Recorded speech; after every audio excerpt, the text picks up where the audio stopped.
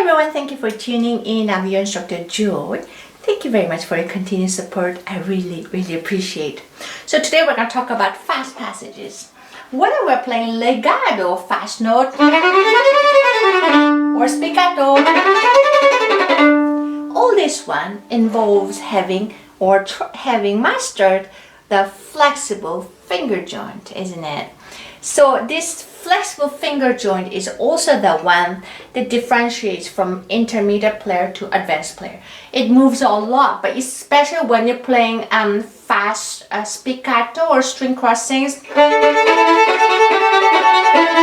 or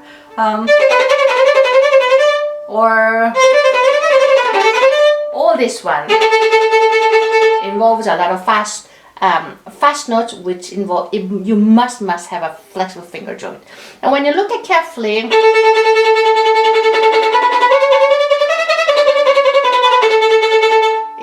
it looks as though I'm very active with a finger joint, but what is actually happening is I'm initiating the movement with a wrist. My finger joint is just following the motion as I move my wrist. That's what it is. So now, how does one train that one? It's one of these exercises that you have to practice in a routine way over a long period of time. It's not impossible, but most likely you're not going to get it just by practicing 5 hours a day straight.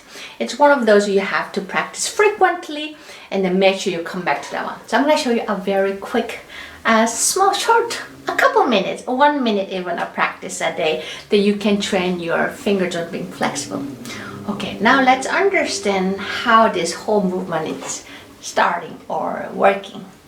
So now the movement initiation happens from the wrist and finger joint just follows, right? Like that. I'm moving my wrist down, then my finger joint follows. I move my wrist up, the finger joint follows. Now when my finger joint follows, I'm talking about including the thumb and the pinky. Imagine yourself just like I'm standing here and somebody pulled me forward without me realizing it, and my body being pulled forward. Ooh. This is kind of feeling that your pinky joint should feel.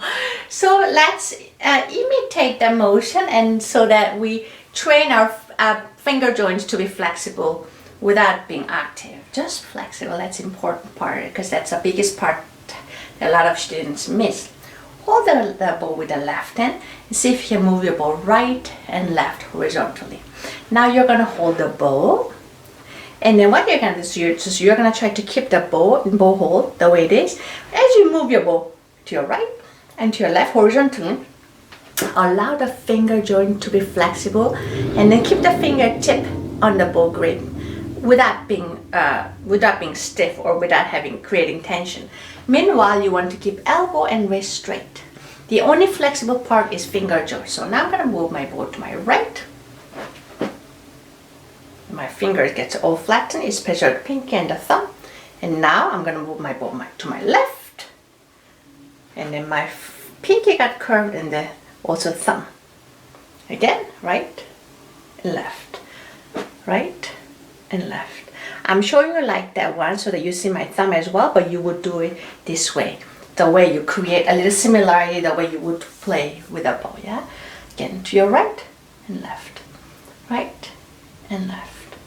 Again, right and left, and right and left.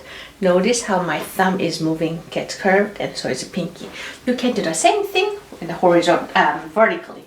So you move your bow up and down, up and down. So now again, hold the bow the way you would normally do. Now when I go up and down, up and down, move up and down. Notice I'm not moving my finger curved to move my bow up. My bow is raised up with other forces.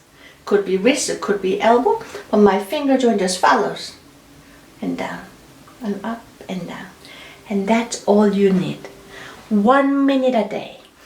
If, let's say, you don't have your violin with you, okay, you can do the same thing with a pencil. Hold it, move your pencil right and left, allow the finger joint, pinky and the thumb gets curved and flattened and curved back. Like that. And horizontally also. Up, sorry. Elbow a little higher so that it's similar as a bow hold. And up, down, up. Notice my thumb and pinky being curved. And down, up, and down. That's all you need. 1 minute a day. No matter how busy it is, we can always find 1 minute. I hope this was helpful. I hope you can train your finger joints so that you can move any other parts the way you like. I wish you all happy practicing and stay well. Hope to see you again. Bye-bye.